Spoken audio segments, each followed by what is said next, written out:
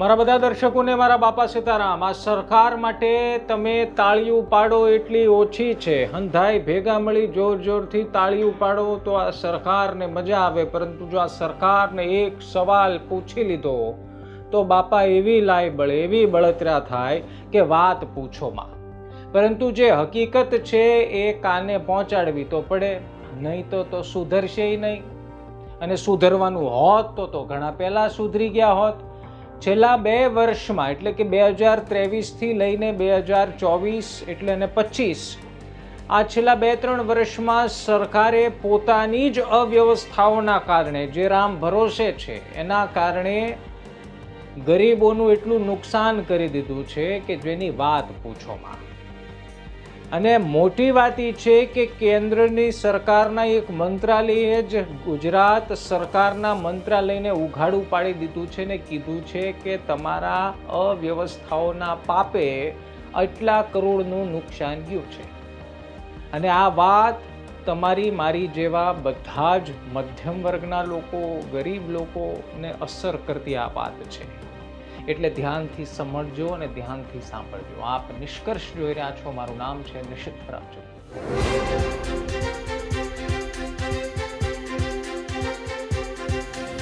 23-24માં 4000થી વધુ ટન અનાજ બગડી ગયું। કદાચ સરકારને એમ હશે કે ભાઈ એ વર્ષમાં વધારે વરસાદ આવ્યો, તુફાન આંધી આવી, એટલે કદાચ સરકારી ગોડાઉનમાં હચવાણું નહીં હોય, તકલીફ થઈ ગઈ હશે, પરંતુ એવું નથી। એના પછીના વર્ષે જે પહેલા 4000 સમથિંગ હજાર ટન બગડ્યું હતું, એના પછીના વર્ષે 2000 ટન વધી ગયું, 6000 ટન મેટ્રિક ટન અનાજ બગડી ગયું। બોલો, છે ને ગજબની વાત। અને આ સરકાર સરકારી ગોડાઉન હાચવવા માટે અમે ફલાણું કર્યું, ફિંગરપ્રિન્ટ લાવ્યા, ફાયરના સાધનો લાવ્યા, સીસીટીવી મૂક્યા, બધા પ્રકારના ગતકડા કરશે। પરંતુ એવું કોઈ સરકારી ગોડાઉન છે ખરું કે જ્યાં વરસાદ વરસે, વાવાઝોડું નાનું મોટું આવે તો ગરીબોને આપવા માટેનું અનાજ વ્યવસ્થિત રહે, સડે નહીં? પરંતુ સરકારી ગોડાઉનમાં કટકી બાજોનો ત્રાસ, સરકારી ગોડાઉનમાં ઉંદરડાઓનો ત્રાસ, સરકારી ગોડાઉનમાં દાદાગીરીનો ત્રાસ, આ બધું નહીં દેખાય। તમને ખબર છે, આ ટોટલ મળીને લગભગ 2 વર્ષમાં એટલે કે આ 2 વર્ષોની અંદર 11000 મેટ્રિક ટન અનાજ બગડી। 11000 મેટ્રિક ટન, તમે વિચાર કરો, એની કિંમત લગભગ 35 કરોડ આસપાસની થાય છે।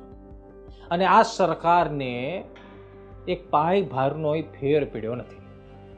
હવે જ્યારે સરકારી અનાજ બગડવાની અથવા તો સરકારી ગોડાઉનમાં અનાજ બગડવાની વાત આવે ત્યારે સરકારે નીત નવા તાઇફા કર્યા કે અમે એમ્પ્લોય જે અહીંયા આવે છે કર્મચારીઓ, એની માટે ફલાણું લાવ્યા, ઢીકણું લાવ્યા, પૂંછડું લાવ્યા, પણ એનું પરિણામ શું આવ્યું?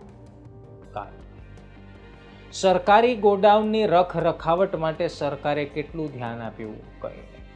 રાજ્યમાં એક એવું ગોડાઉન દેખાડી દો, એક એવું સરકારી ગોડાઉન જે અનાજ આ લોકો રાખે છે કે જો ભારે વરસાદ વરસેથી અનાજ નહીં બગડે। હવે તમે આવા પ્રકારનું બગડી ગયેલું, જ્યાં ઉંદરડા આંટા મારતા હોય, ગુણું કોરી ખાતા હોય એવું અનાજ ગરીબોને પધરાવો છો, અને પછી અંતે એ વાતનો ફોટો પડાવો છો કે અમે ગરીબોને મફત અનાજ આપીએ છીએ। તમે આપવા ખાતર આપતા હોય તો 2 હાથ ને ત્રીજું માથું બંધ કરી દો। આવું અનાજ અથવા તો આવા પ્રકારની વ્યવસ્થાઓ મને લાગે ત્યાં સુધી ગરીબોને નહીં જોતી। અને તમે 11000 ટન અનાજ બગડવા દીધું? વાહ!